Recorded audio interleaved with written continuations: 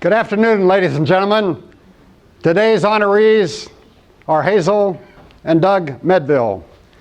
They have many wonderful slides to show you this afternoon, and Doug begged me not to do an introduction at all. And I've agreed to honor that request. To that end, let me simply say this. I'm proud to say in a public forum that I love Hazel and Doug Medville as if they were members of my very own family. They are exceptional people, accomplished explorers, and very generous individuals. And I'm sure at the end of their talk today, each of you in this audience will have further evidence of how truly exceptional they are. Thank you for coming, and please enjoy your afternoon with 2014 NSS luminaries Hazel and Doug Medville. Here we go. Hello, everyone. Okay, so, this is the beginning. Hey, here we go. Okay, I have 189 slides. We're not going to get through it all. They'll kill us, they'll tell us when it's time to stop. We're going to go down. We're supposed to stand over there and just get it going. We have a lot of ground to cover. All right, so we're going to sort of go across the country from West Virginia through the Rockies into Hawaii. I guess, can we kill the backlights, or they stay on? They're on. Okay. So we'll start with West Virginia, where we spent probably over 30 years doing pretty active caving. There's a Singsagandi. There are the limestones in eastern West Virginia. The bread is all the Greenbrier carbonates, and then the older Ordovician stuff is up there in the Panhandle, and some Silurian Devonian stuff in Pendleton, Hardy counties. Most of our work has been in Randolph County, Pocahontas, actually down to Greenbrier and Monroe. It's basically the heart of the Greenbrier karst in West Virginia, along long Appalachian ridges. There's Hazel, nice young lady, carrying a rope. I said, okay, fine. So I got to know her. Any woman carrying a rope is okay with me, we can do stuff. So this is me in Hellhole, 1963, one of my first West Virginia caves. And the story here is we didn't have a long enough rope to get down the 150-foot drop, so we took two ropes and we tied them end to end with a big knot in the middle. And of course, it wouldn't pass through a brake bar. We didn't have any even racks then. So this is a body rappel. And I'm doing a body rappel in a hellhole to get over the knot, scarred myself up. And then to make it worse, we cable laddered out. We gathered up all the cable ladders we could find from Philly Grotto and from the Penn Outing Club. I was in grad school at University of Pennsylvania then. And we put them together. And you ever do a 150-foot cable ladder in free space, it sucks. It was, go up 30 feet, clip in, go up 30 feet, and so on. So most of our caving in West Virginia has been in stream caves, wet caves. There I am, sort of treading water. And that may be Hazel, that may be somebody else. And we're taping the passage, and I'm just busy standing there sketching away. And more water caves. This is in Monroe County. Wolf Creek River Cave, which Bill Balfour is supposed to draw the map up after 40 years. Not since we drafted the map, but we just resurveyed it a couple of years ago. And digging, we did a hell of a lot of digging in West Virginia. And the water boil in Monroe County, this got me kind of interested in karst hydrology. Like, where is this coming from? There's a lot of water to be pumping up out of the ground. It was literally throwing little rocks out of the ground. And we said, wow, this is impressive. So we ended up doing, along with other people, a heck of a lot of stream tracing in West Virginia over the years. This is me and Nevin Davis. And in a very muddy cave in Randolph County, Ben Schwartz took this picture. And we're just, Nevin as usual, those who know Nevin, he's a very serious guy. Very, very straight, serious, analytical guy. And I'm a wise ass, so I'm just sitting there grinning at the camera. And we're just having fun. So Hazel and I, over the years, we did 3 bulletins of the West Virginia Speleological Survey. The very first one in 1971 on Randolph County, which is the biggest county in the state. This one was an update a few years ago. That's like 500 caves described and maps in there. And then another one on Pocahontas County. And you'll see this picture again a little bit later. So I'll only talk about 3 caves in West Virginia because there isn't time to talk about any more. Friars Hole ended up being 45 miles of passage. Roy Jameson got his master's thesis out of it. Steve Worthington got his master's thesis out of it on the paleohydrology. it was a huge project back in the mid-late 70s, especially when you're in your early 30s, late 20s, trying to manage a project where we had Brits coming in from overseas and Canadians and a lot of research going on, and the cave, and everybody had their own, you know, it was tough. But we sort of managed the project. We did a heck of a lot of caving. We still haven't finished. Like Mike Futrell says, big caves don't quit. Cavers do. There's still virgin passage out here, you know, and other places in the cave, and it's waiting for another generation to pick it up and kick it over 50 miles. There's the insurgents for one of the entrances, the north entrance of Snedeker Cave. There's my daughter Susan when she was a little girl. We dug this open. This was the Rubber Chicken Pit entrance, which took us into the heart of the system. We had originally two very big caves, the Friars Hole cave, which Lou Bicking surveyed in the 60s, and Snedeker Crookshank to the north of it, and we got into the middle and basically connected them up and then went on from there. So there I am rappelling in from that entrance down about a 70-foot drop and into a lot of cave. And it opens up in a big trunk, as you see, and there's miles of this stuff, and you know, you can't show it all. This is a picture, this is Marion Smith. He's a West Virginia caver, only you don't know it. This is off the Friars Hole trunk, and Bill Storage and John Gander did a 30-foot bolt climb into this upper passage, which from the bottom looked like just an alcove, but it turned out to be a very significant passage. We looked at the solution scallops to the top. We said, this is an old infeeder. And it ended up going for over 2 miles and went under Brushy Mountain and to the next drainage to the west, expanding the whole area of the cave. And we surveyed about a 1/4 mile on this trip. We got up to the top and we surveyed about a 1/4 mile, and we were really cold, wet, miserable, muddy, because that's what West Virginia caves are like. And Marion crawls through a little pool of water, and he says, it opens up. And the rest of us were wusses. We just said, let's get out of here. We've done enough. But thank you, Marion, because if you're here, because he saw the way on. This is Monster Cavern in the Canadian Hole part. Person's shadow for scale. The person's there. Bill Stone bolted up this thing with other guys, and there's a bunch of passage up there. It's just an example of the magnitude of the cave. A young Carol Vesley pointing. We still don't know why the style is doing what it is, and it's all pointing up there. You know, and I leave that to others. We made lots of efforts to find new entrances to get in. This is our biggest blast. We put a whole case of dynamite. We had an whole case of dynamite we had to get rid of. So we buried it in the bottom of a big sink, which was in a strategic place right over the cave, and set it off and sent rocks flying into the next county. It was great. It was literally, people were behind, they were up on a road up there, and rocks were flying over their head, and everybody was, oh my God, ducking. And of course it didn't do a thing. It just made the sink deeper. We didn't go. So we did get, you know, like I say, there were 2 master's theses. Steve and I got an article into Will White's Encyclopedia of Caves and Karst. Thank you, Will, describing the cave. So I'll move on to the Elk River, which is a few miles to the north in West Virginia. The limestone is only exposed in the valley bottom. This is kind of a serious karst. You're looking at about 10, 12 miles of cave passage here that we surveyed. These are paleo passages for the Elk River. The Elk sinks right there at a place called Black Hole. It comes in here at a waterfall in my cave. This is Falling Springs Run, which is an infeeder. Look at the size and amount of water going into that. That's a cave entrance down there. This is really in flood. It's not normally like that, but my point is a hell of a lot of water goes underground into a very narrow valley with about 2,000 vertical feet of relief.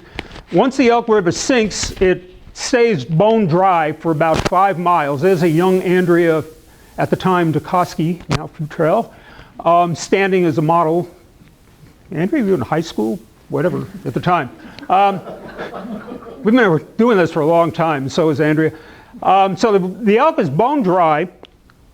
This is the spring where it comes out. Notice these 2 trees over here. This is in low water. They're the same 2 trees as in high water. So you get into the caves and it's kind of scary because you're way down. This is all the stream tracing that I did there, tracing everything to a big spring at the top of the Greenbrier, not at the bottom, because the Greenbrier goes under. So basically the basic picture is the water sinks at the top of the Greenbrier, goes down through all the limestone units, busts through the Taggart Shales, gets down to the lowest members of the Greenbrier, and then it's got to climb up again from below and come out at the top of the limestone. So this is one of the entrance drops into one of the caves going down.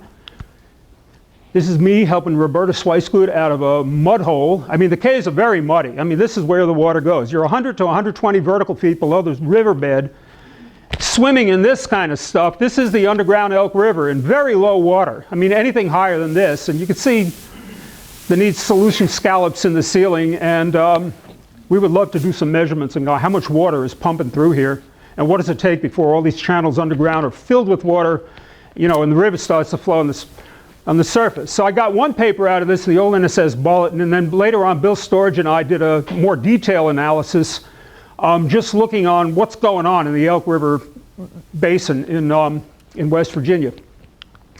Last West Virginia cave I'll talk about is a thing called a portal. We got 6 miles of passage out of this. Just Dave Cowan bought this property after we finished surveying, and poor Dave like, hey, it's all over. We mapped the cave. But fortunately, he and Carol Bassett got a cave right down here under Carol's property, and that's been called the borehole with 4 miles of passage, and they connected them. Bonnie Drons and others connected them a few years ago, so now we got a 10-mile cave over here. Bill at the entrance, about a 35-foot drop. We rigged it so it was nice and clean and free and not against walls. Andrea again, this time in a thing called low wet, where you got to go through. This is down 2 drops and ways into the cave. And then my Q-trail going down the 3rd drop in the cave down to the cave stream. And it opens up in a nice big passage. This is the underground dry run. We're trying to get into the underground Spring Creek, which is a much bigger drainage, but that never worked. It sumped out before then. But it ended up being a very nice and hydrologically interesting cave. So let's move on to the Tetons. There's the Grand Teton. There I am as a kid on top of the Grand. Okay, I was a climber, like a lot of people. I climbed before I was into caving. So I'm in grad school. I'm young. I'm in my mid-20s, and standing on top of the Grand Teton, looking out over Jackson Lake. And I look behind me to the west, and this is the west side of the Tetons. 3,000 feet of carbonates, ranging from Cambrian Death Canyon limestone down here, all the way up to through the Bighorn Dolomite and on up to Madison limestone. And I said, wow, look at all of that limestone, you know, and it's all dipping nicely to the west. So I was supposed to go to Mexico on a Mexico caving trip, but I called him up and said, I'm not going to Mexico. I'm happy up here in Wyoming, and never did get to Mexico. You know, it was like, okay. So this is Wind Cave. So the thing you do if you've never caved in the Tetons, you go up Darby Canyon, South Darby Canyon, look at Wind Cave. We distoed this. It's 133 feet high and about 40 feet wide. We did that a couple of years ago. And it's like, yep, a big entrance. And this is the entrance to Fossil Mountain Ice Cave further up, and they connect. They were connected about 12, 15 years ago. I think that's Hazel coming across the talus to get up there. Nickery is having an ice cave conference in Idaho Falls, Idaho next month, and with a post-conference trip, field trip to Wind Cave, Fossil Mountain Ice Cave, if anybody wants to pay the money and go to that conference. So this is in Fossil Mountain Ice Cave in the mid-60s. There's me. There's a guy in the Penn Outing Club, Barbara Luster, Dick Sanford, who passed away a few years ago, and Lou Bicking. So I too have a picture of me and Lou Bicking, just like Holsinger had yesterday. And he and Barbara and a bunch of Maryland cavers came out. We knew this. We hooked up with them. We did this fun Bach trip.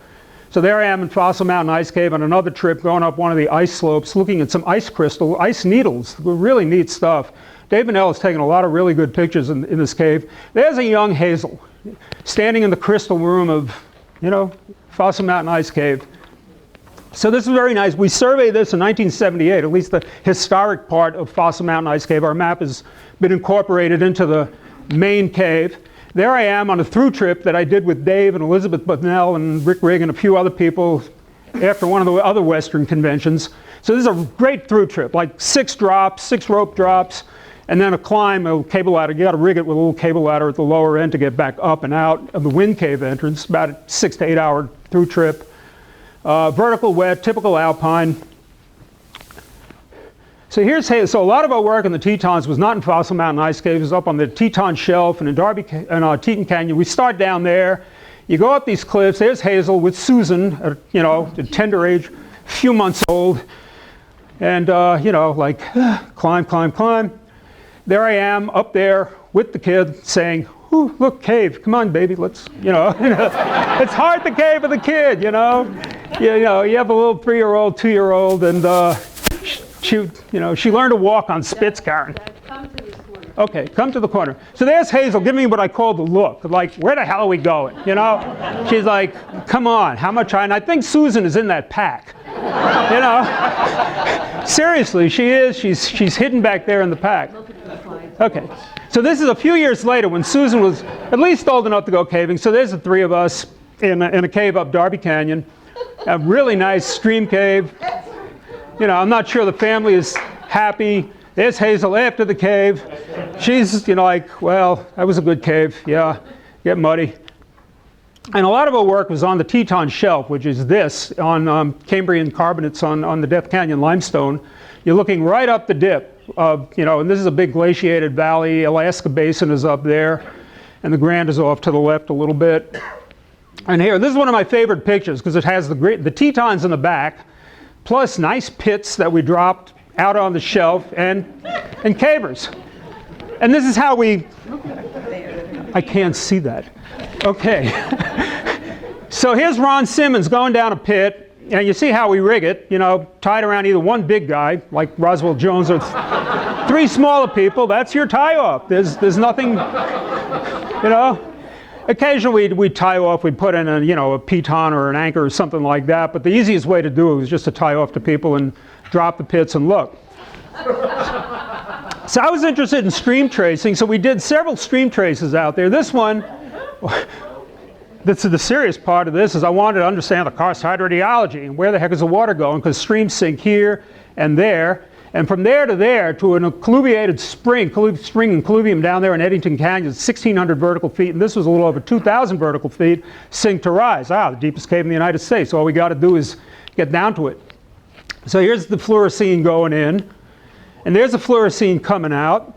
We put it in, we went into Driggs, Idaho for pizza, we're driving back up, and this flows into Teton Creek. And Teton Creek, the farmers divert some of the water into irrigation ditches and spray their fields. So we're driving back up in the Idaho fields there, and green water is being sprayed into the fields. I was like, we got a positive trace, yay! So we came back up, and sure enough, this is bright green, and so, this is pretty straightforward.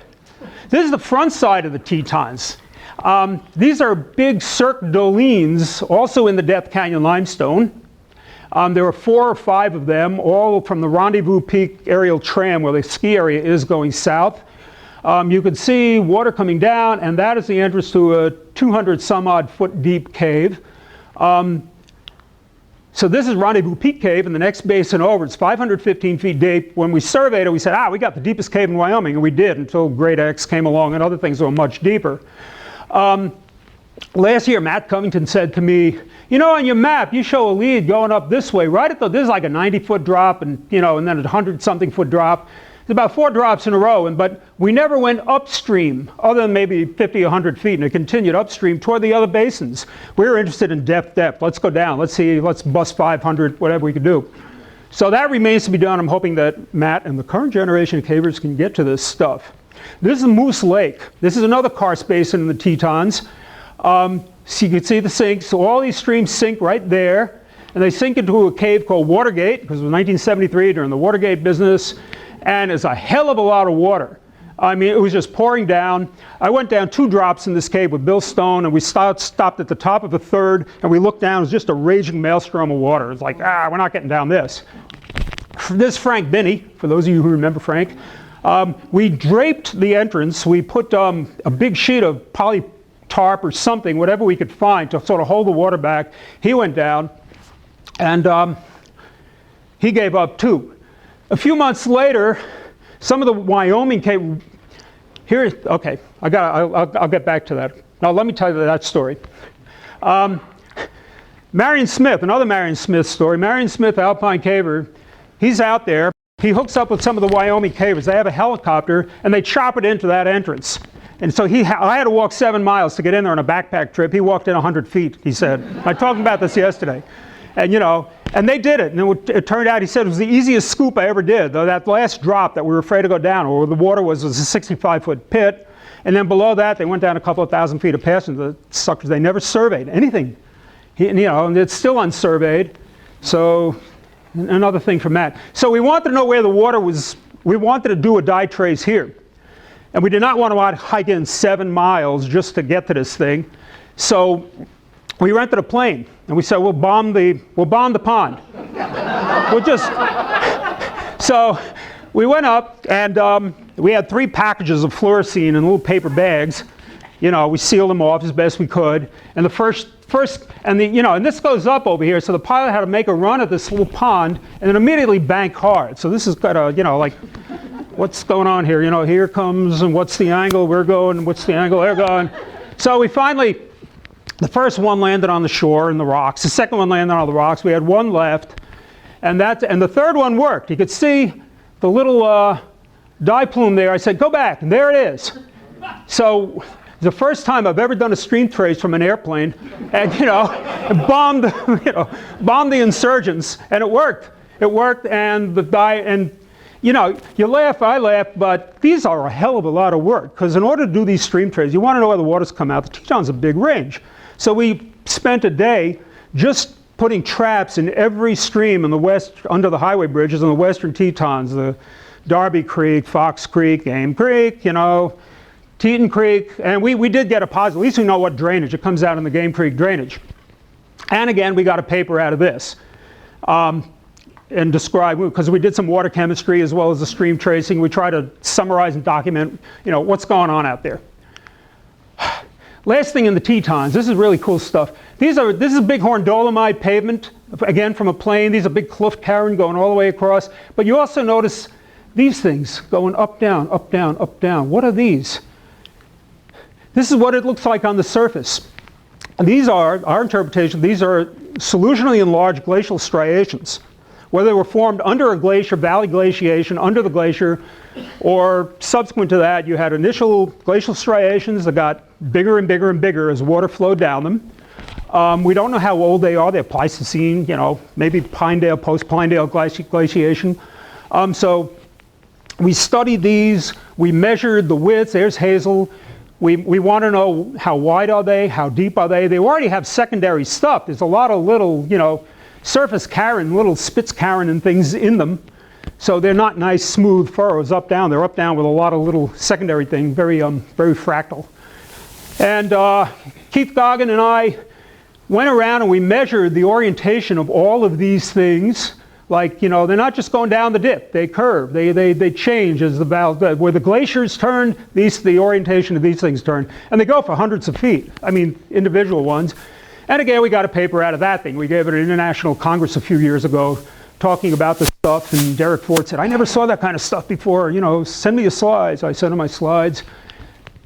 So that ends the Tetons, because you can't talk about the Tetons. Very different from the Tetons in southwest Wyoming is the San Juan Mountains, which has Pennsylvania limestones, 30, 40 feet thick. And this is Hazel. We skied up to an entrance up here. We found it in the summer. This is skied up to it on a winter trip. Called Surprise Caves. It was a very surprise it was there. It's a 20-foot thick bed of limestone. Went in for over a kilometer. Just high, narrow, I'm just standing here in high, narrow stream passage. And at the back of the cave, we have this stuff. These are very sandy stalactites. And fortunately, we had Art and Peggy Palmer out there with us that summer. And we dragged them to the back of this cave. And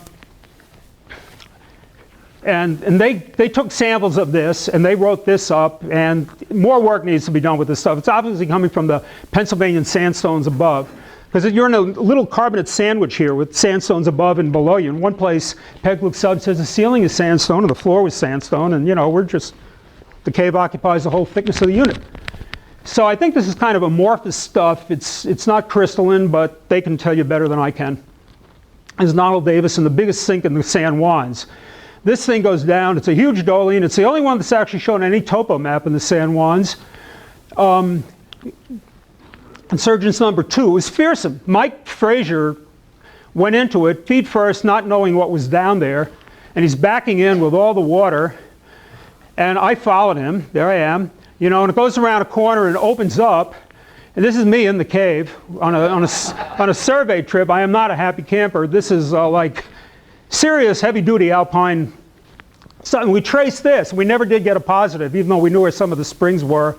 And we tried it several times. But it's, the limestone's dipping at about 30 degrees, and it's really high gradient stuff. There's another cave in the area called Numbnuts. There's Hazel coming in, kind of looking dubious about this. And we call it Numbnuts because it's very strongly joint controlled. Every time there's a corner, you take a survey station, you're sitting in water waist deep. And you know, and like, okay, I know what's happening here. Okay, so well, let's go from alpine stuff to totally different thing in Colorado.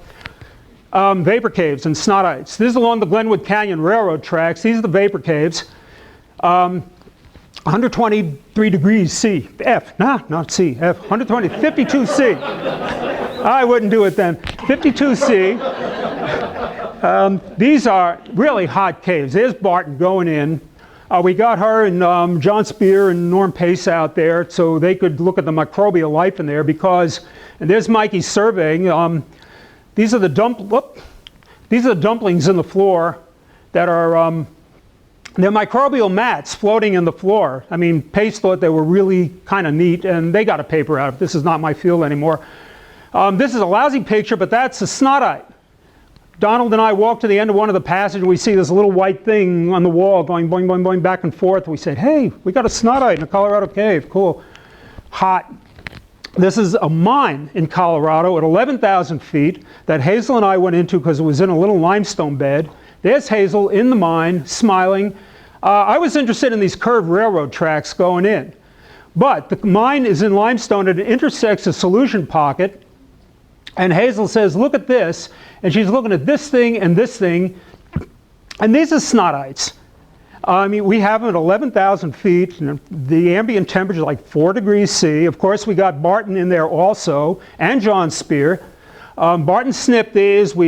I stood there for about a half hour, you know, collecting the drip water, from the drip liquid from there. The pH was 1.49. I'll never forget that number.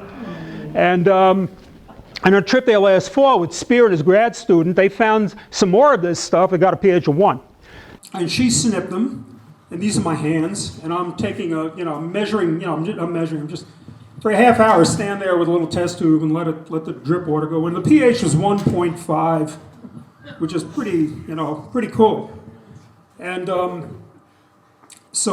I was in there last October, I went in there with John Spear and one of his grad students, and they found more features like this, little bubbles, like, you know, little thin-walled bubbles, and they got drip water pH of 1, so this is even better. So something's going on in here, and I think it's an oxidizing bacteria that's oxidizing the iron and zinc sulfides in the water, probably Thiobacillus ferrooxidans. I got to think about this stuff. I'm not a biologist. But I'm still waiting for Barton and Spear and the crowd to come back with some results. Like, what is this stuff? What are the bacterial colonies that are causing these things to form in the Colorado cave? Next. Finally, extreme part of southern Colorado. Colorado doesn't, we're sort of connoisseurs of weird caves. We like to find caves in places where people don't go, or caves that people don't normally think of places where you're going to find caves. Because I've done enough big limestone caves in the east and the west and the Rockies and stuff, so, you know. So this is the southern part of Colorado in the Rio Grande Valley, maybe 10 miles north of the New Mexico border. And there's a little canyon here, Box Canyon, and this is basalt. And we were looking for a lava tube. We want to find a lava tube in Colorado. No lava tubes in Colorado. Next. So we found 2 of them. There's one. And there's one.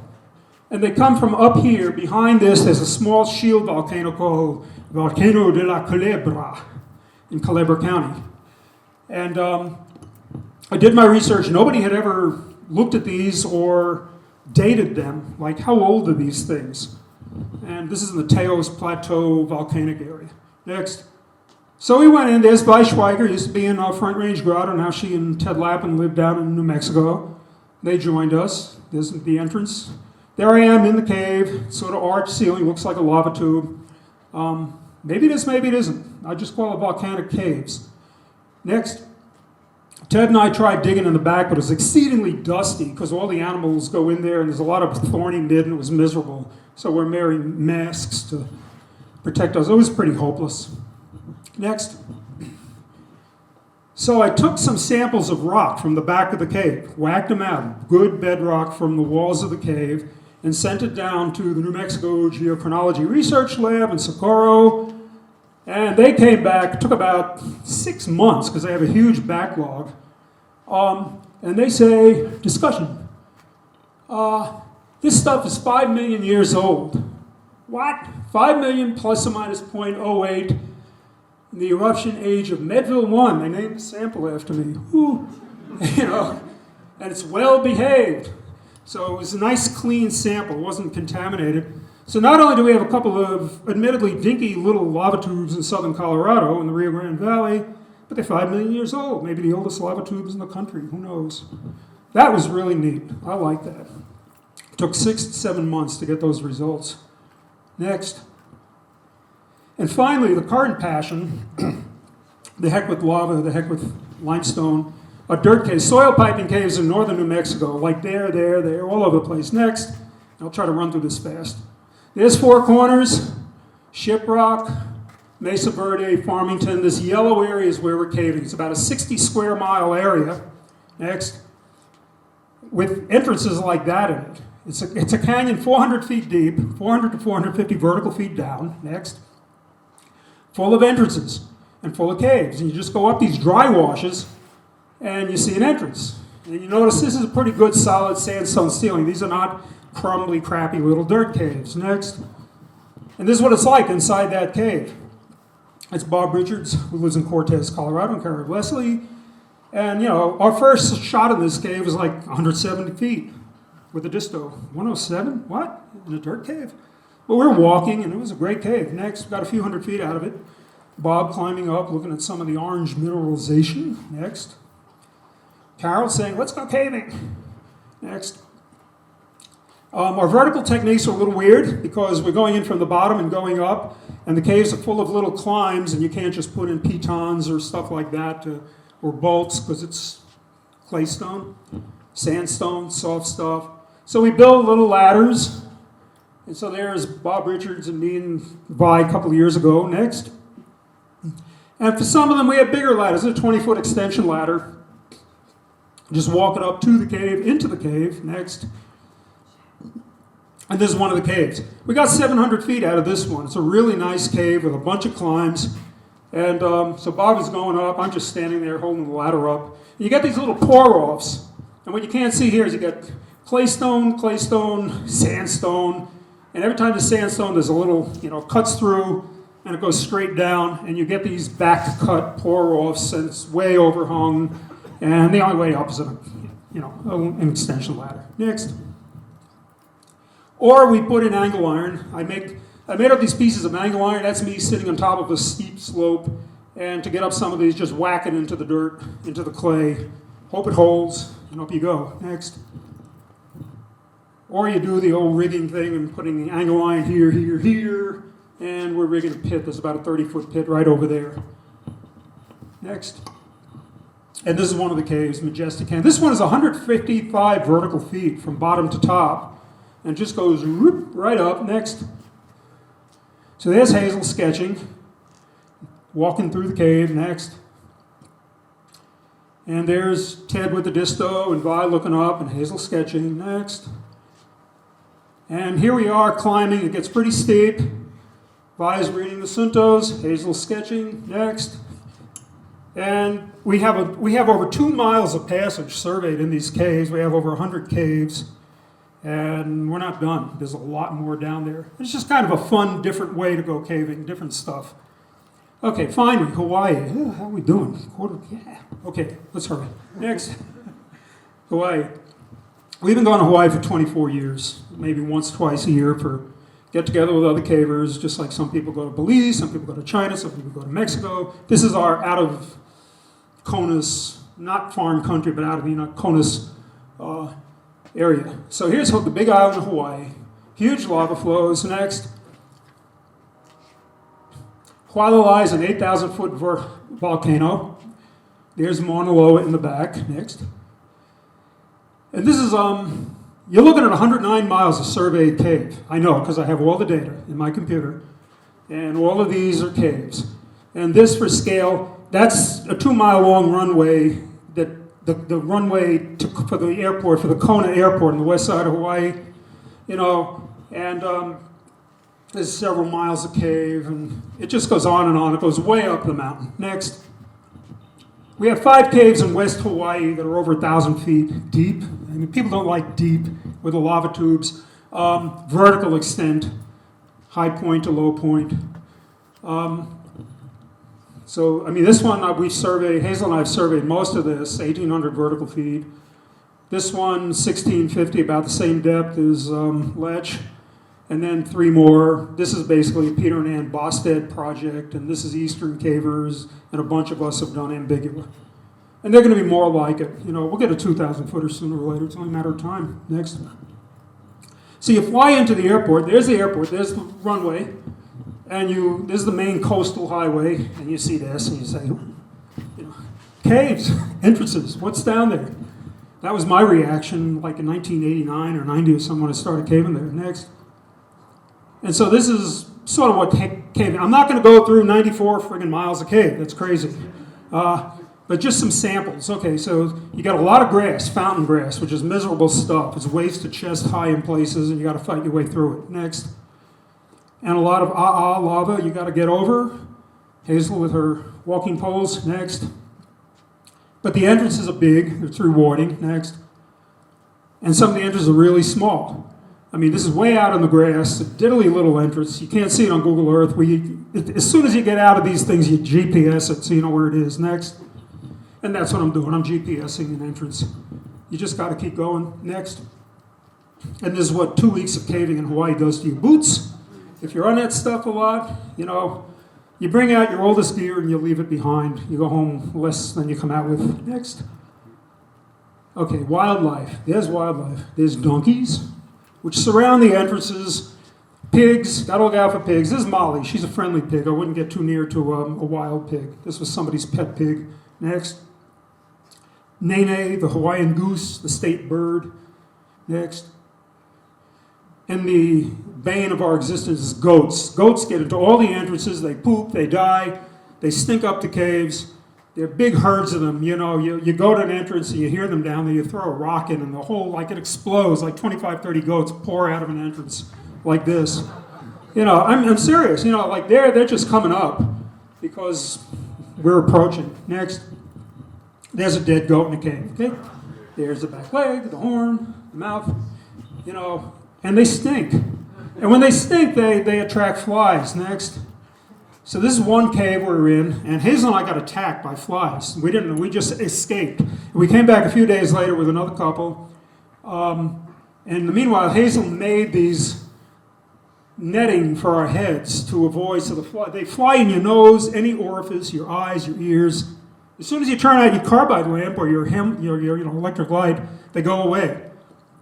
But you want to see what you're doing in the cave. It's dark. You got to put it on. And so anyway, this is our protection against flies. Next. And another hazard, or occupational hazard out there is earthquakes. This was a magnitude 6.3 earthquake in 2006. And the place we were staying in about 7:30 in the morning started to bounce up and down and shake. And we all ran out in the parking lot. And the trucks are bouncing out and shaking. And after it calmed down, all the power on the island was out. There was no communication. Nobody knew how big or bad the earthquake was. It was pretty bad. And but we wanted to go caving. It was like, okay, we're here, you know. So it was an earthquake. So this is Steve Smith, who lives there, and another caver, and we're just basically moving the rocks out of the road, out of the highway, so we could, you know, get around, drive around, and go caving. Next. And this is just a sample of some of the caves. There's Hazel with some formations. The caves tend to be very light, colorful. Next. Very pretty. This is at sea level. This is basically brackish water, ocean water, at sea level in a cave. Next. Dave Bonnell surveying another sea level cave. You know, we were like, well, it's here. He just stripped down with his skivvies and dove in and pulled a survey tape behind him, and we surveyed it. Now, and the caves like go from sea level to almost 14,000 feet. Next. So this is a roadside cave. Somebody took some seashells and made a little face and the tongue there. That's a nice little cave, right on the side of the highway. Next. If you go up higher, it starts getting wetter and you get more vines and roots. This is a cave at around 4,000 feet elevation. Next. And there's another one. Trees, roots, vines, big leaves, you name it. And, there's the tape. We got a survey through, and, the disto is always getting hung up on hanging roots. It sounds, just use your disto. We do whenever we can, but it doesn't always work. Next. So this is that cave.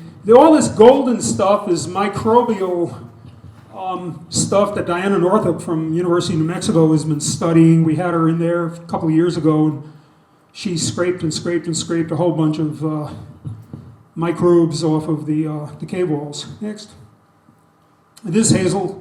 At the bottom of that cave, we came out in somebody's backyard, and it was like, this isn't so good. There's a parking lot, and there's a shed, and the house was behind. A lady, very puzzled lady, comes out, and she looks at us. She says, "Are you from National Geographic?" And we said, yeah, sure. We weren't, but, it's like, yeah, we're going from the top of the mountain to the bottom. Gave her some bullshit about, going from the top of the mountain to the bottom of the mountain, and blah, blah, blah, blah, blah. So whatever. She was very nice, very friendly lady. She and her husband. Next. So that's that cave, Beals Ranch Cave. It gets terminated by the people's house and their backyard here. And got a couple miles out of this, fairly complex, multi-level. I mean, people say, it's lava tubes, simple-minded. No, they're not that simple-minded out there. They get pretty complicated. Next. And this is what they're like. Next. I'm just showing pictures now. A lot of mineralization, a lot of sulfate mineralization, gypsum, and thenardite up high on the mountains where it's dry. So you get these very reflective surfaces in the lava. They're not at all like Pacific Northwest, dreary, dark lava tubes. Next.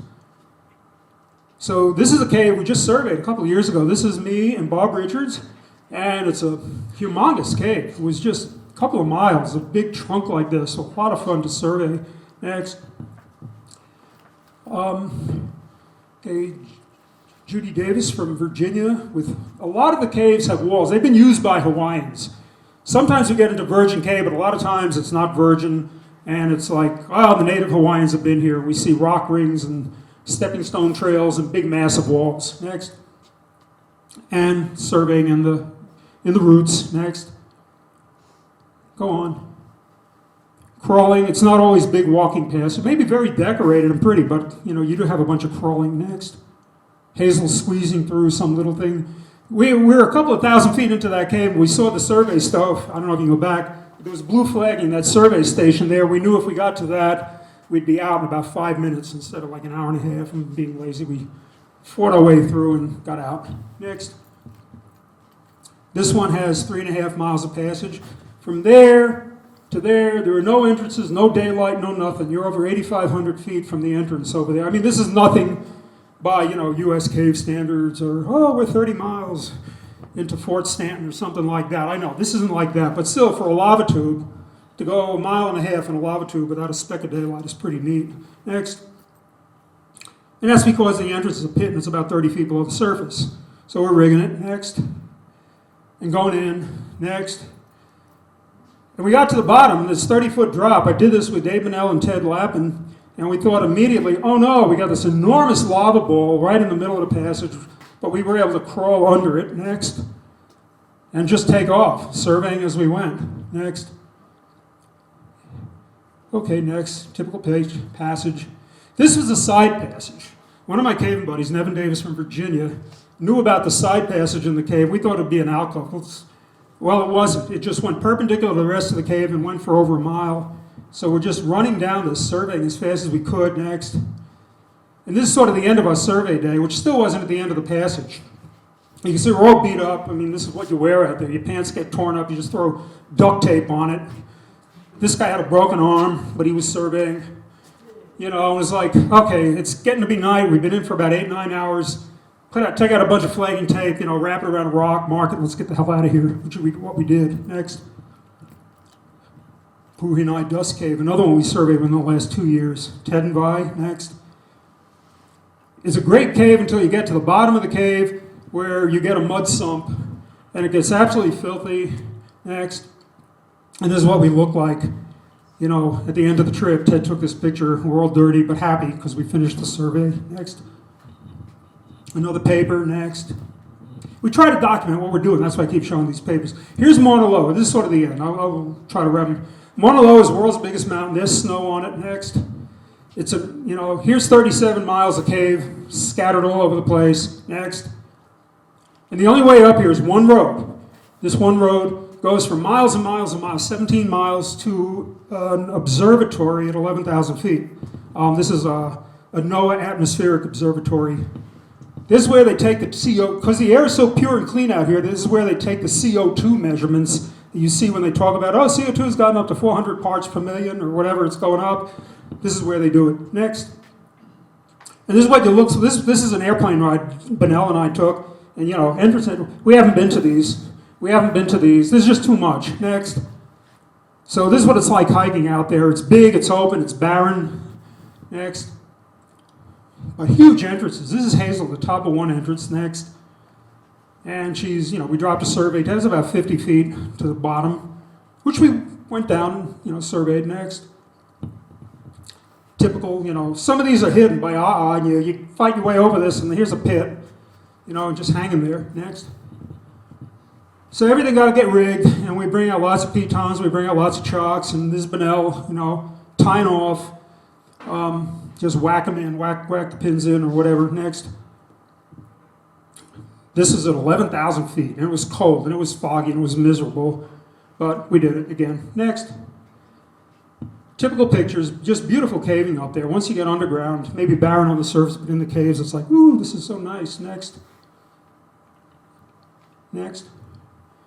These are icicles. The caves are cold. Benell and I were surveying in a cave here a few years ago, and we see this glistening white stowel down the passage. We say, oh, stalactites. No, this is ice. It was like, you know, freezing. Pools of ice. And next. Surveying. Next. Hazel sketching. And this is me and Don Coons after a long trip, someplace deep in a cave up there. Next. Oh, this was Bomb Cave. This is the 1935 flow, and it was threatening Hilo, Hawaii. And the Army Air Force bombed the flow while it was flowing because it knew that the flow was going into lava tubes, and once it gets into a lava tube, it stays hot. It goes miles without cooling off and pops out. And we have the documentation for this. It's all written up. The Army Air Force bombed the lava. So we really wanted to see what was going on down there. We expected a bunch of broken down, miserable caves. And we found a bombshell, right? I mean, the nose cone of a bomb. We found several of these and fins and stuff as evidence that they were there. Next. But it's a beautiful little cave. There's a Bob Richards map of the cave, you know, and no evidence of any problems inside this or any of the other caves that we're in. Next. There are bats in Hawaii. The Hawaii hoary bat. It's endangered. It normally doesn't live in caves. It lives in trees. Once in a while, they chase moths into caves. And these are all bat remains. We have yet to see a live bat in any of these caves, but we see hundreds of bat skeletons and mummified bat remains in the cave. And so we had a guy from the USGS who's a bat biologist, Frank Bonacorso, come up with his measuring thing. He was measuring, doing the usual bat measurements of the forearms and the wings and stuff like that to identify it. Next. And occasionally birds fly into the caves. This is John Rosenfeld from Pennsylvania with a dead, I think that's a chukar, in Chukar Mummy Cave. Next. There's Terry Raines from Texas with, I said, it was totally mummy. It's just standing up. It's dead, but it's completely mummified and stiff and just standing up there like it's a live bird standing on his wrist. And he said, I think it's a Rhode Island red. We don't know. We don't know what the cave is, what the bird was. But, you know, you find this stuff up there in the least expected places. Next. And that's it. Yay. We're done. Okay. So that's it.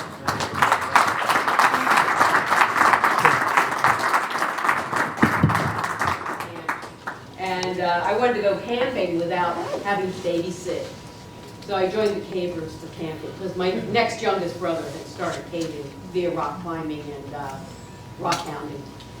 And when I was in Hal Perry's with my parents, you know the guy, he said, we got to the place called Fat Man's Misery. Oh, now place? He says, nobody's ever been there before. 9, 10 years old, like, ooh, I want to go there. That guy go, really. You know, it was just not until I was in college had the means to get into real caves on my own. No questions? Yes, okay. The highly reflective material in the lava tubes, what mineral is that? Mostly sulfate mineralization, a lot of gypsum. Up on Mauna Loa we get phenardite. Just depends on the cave. But very white reflective stuff. And finally, you know, I got to think the photo. A lot of the better photos taken by Ted Lappin, Nevin Davis, and Dave Burnett, because we're not great cave photographers. I also got to thank people like Will White and Art Palmer, because over the years they've followed us into some of these caves. We say, we found something. What's this? What's this? And they tell us what it is. They go in, you know, and sort of gave us some general guidance. And even like Johnny Cooper and Holsinger, Yeah. you know, I'd see something in a cave stream and I'd go to Coop and I'd say, I saw this neat thing. It looked like a mushroom growing in the water, but it was only this big and it had red. What was it? You know, and things like that. And Holsinger probably doesn't remember, but I did go collecting with him once in Kentucky, probably back in 80 or 81 when we were starting the 81 Congress organization. So, you know, but, it takes a community to do these caves. You yeah. can't do them alone. I mean, Yeah, we're tapped into biologists, microbiologists, you know, mineralogists, you name an ologist, and we're talking to them, you know, and we're showing them stuff. We So show Will this great straight line that we got in a cave, and he sees the sketch and it does this, and he says, can you go back and map the meander? survey the meanders. We know. mapped, of course, we could see over the meanders, and why should we do these little Ooh. 3-foot But stretches those, when we could yeah. run the tape the full 100 feet? But we- And he would ask us to go back and map the meander. Or Diana said, have you ever seen these shiny walls anywhere? And we tell her, yeah, we saw this cave that's totally covered with gold and white. And So- she managed to get a trip out to Hawaii, and now she's building a house there, Well, she sent her research protocols for collecting because she didn't want our peanut butter sandwiches to be, you know, analyzing that for DNA. So we did it, and we scraped, you know, she and Bernie, actually, I said, I don't want to do this bio stuff. I like rocks. So she went into one of the caves up there, Beals Cave, and, you know, they scraped and did all that stuff and did it properly. Put it in a cooler, you know, with dry ice or something, and went to the FedEx office, and off it went to New Mexico. So, you know, you do what you can to help out. Diana. Tell me more about the vanadium, the vanadate you talked about. Oh, that's Will. That's Will. We found this rocks in the cave in a They were lava bright tube. green. Bright, I mean, a very almost like the rocks were anodized. Okay, it was not a crust or minerals or crystals. It was very amorphous It looking was like green they would stuff. paint it with Kelly green paint. And Rosenfeld is a damn smart chemical engineer. I mean, he's got his master's under Rain Curl, did a lot of work on fractal analysis of caves. And he came back from Hawaii on a trip and said, Doug, I think we found a new life form. Ooh. John, you're a chemical engineer, you know, no. So we got Will and Bet in there. And if you want to talk about it, be my guest, we have time. No, there's actually two greens in the Kahina system. The bright copper green is copper, and it's an amorphous copper silicate. But the Lama Lua, which is more of an olive green, is a copper vanadium silicate. It's a new mineral, but we have to get it structured before we can really publish it as a new mineral. And I kind of hung up on that point. So we know its chemical composition, we know a bunch of its other properties. I suggest you name it Medvilleite. No, it has to no, be after John. Has to No. be Rosenfeld. no, Nevin, Davisite. Davisite, okay. Andrew? Do either one of you have a favorite cave? You shit. No. You're only going to caves once, you're mapping. It's the last cave I was in. You're The cave I'm mapping currently after, surveying you is, never go back again.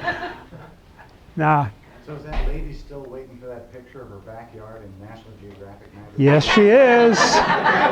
Hell, Actually, they had us there for lunch the next year, and he's a retired he was a civil engineer, and he knew somebody who we knew. the water board. He worked for the Hawaii Water Board, and so he built the house. It's beautiful. Cool All house. Custom framed and everything. Carpentry work. Yeah. Yeah. Yeah. To what extent were you influenced by early writers like William Davies? My hero, my God. Bill Davies wrote Caverns of West Virginia and then the update in 1965, the supplement. And we visited him in his office several times when he was working at USGS. And we saw that he said there's not going to be any more of these publications like Caves of for the whole state, which got us going with the West Virginia Speleological Survey, which I think Roger Broody found in the late 60s. We did the first bulletin. So he was our inspiration, and he told us about a lot of neat things to look for in West Virginia. I'm fortunate to say that, we knew the man. And we actually got Henry Douglas's stuff, too, before it went to the West Virginia Survey. We were the keepers of the Henry Douglas files. We had the whole Virginia Cave Survey files in our basement for a few years. Mm-hmm. Yes, but Val. So, if we asked you, this answer could change from day to day and from moment to moment. But if we asked you right now, what was your most memorable trip? What first pops into your head? The time I fell 35 feet off a scaling pole in Castle's Cave in 1965 and got myself knocked out. Because And got rescued by Karras. By Bill Karras. I got rescued. We had a scaling pole that didn't reach the top, so we went out to a hardware store and we bought another piece of pipe that was a little smaller in diameter. Sadly, the smaller diameter pipe was at the bottom and the bigger diameter pipe at the top. We just flipped them around because that's the way we had it. Because the connection for the cable ladder was in the thicker pipe. It was already drilled. It was already drilled. And I got it part way up and the thing buckled and flew me into a wall. That was fond memory. Who else was there? Dr. Lewis. I don't know. Lewis came. These are old-time Virginia cables. Don't bore people with all this old-time Virginia stuff. Told him he could climb out. So that's one memory. There are many others, I was not on that trip. Oh, and Hazel's most memorable trip pops into her head. Oh, probably the flower pot trips where I was so cold and I'd wear the can't bust them jeans, and every week I'd buy a new pair of can't bust them jeans. And they'd be busted totally. I didn't show, That was, we didn't have wetsuits then, and actually some of the Castle's trips, that cave has mud. That cave has such wonderful mud, and there's this slope that's about like that I felt went down 100 feet. It probably only went down 20.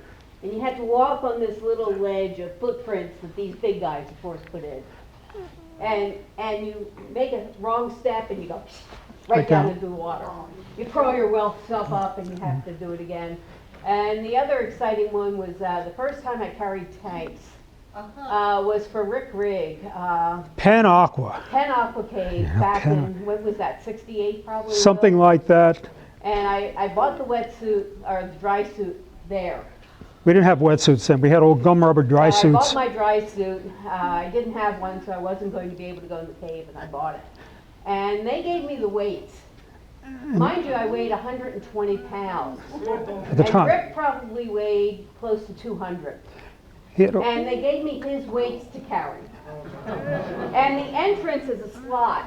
At an angle. And you're walking on an edge. I mean, with water. This is water floor. Over your head, water on the floor. Your feet, you're up to your hips in water. And you're walking on this little ledge underwater, and I slipped off the ledge. And there I go with these weights around my waist. She disappeared before my very eyes. Like, I don't think it was you. I think it was Ed Tapp that caught me. Okay, somebody caught her. One of the guys caught me and pulled me up, and that was the thing. Okay. All right, yes. We are really out of time. Hey, you don't interrupt Art Palmer. Sir, show some respect. This sheds light on Doug and Hazel. 1977, I told you this. We're up to our ears in mud in Friars Hole. 1977, you said, I'm getting too old for this sort of Well, yeah, it's hard. Thank you. Okay.